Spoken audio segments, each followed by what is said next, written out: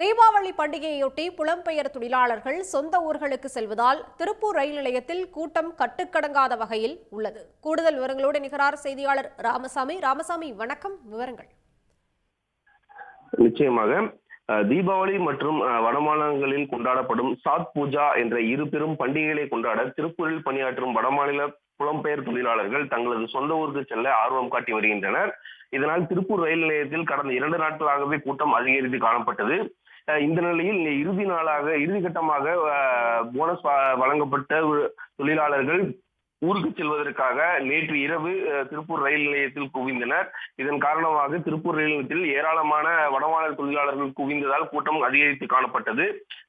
மேலும் அதே நேரத்தில் அங்கு வரும் அனைத்து ரயில்களிலும் கூட்டம் அதிகமாகவே இருந்த காரணத்தால் நிற்கக்கூட இடமின்றி அந்த ரயிலில் பயணம் செய்யக்கூடிய சூழல் ஏற்பட்டது. குறிப்பாக 12 மணிக்கு வந்த நிஜாமுதீன் எக்ஸ்பிரஸ், அதிகாலை 2:30 மணிக்கு வந்த ஷாலிமார் எக்ஸ்பிரஸ், மேலும் 4:55 மணிக்கு வந்த அசாம் மாநிலம் செல்லக்கூடிய திருப்கார் செல்லக்கூடிய ரயில்கள், அது மட்டுமின்றி 5:30 மணிக்கு வந்த பாட்னா ரயில் என அனைத்து ரயில்களிலும் வடமாநில தொழிலாளர்களின் கூட்டமானது கட்டுக்கடங்காமல் இருந்தது.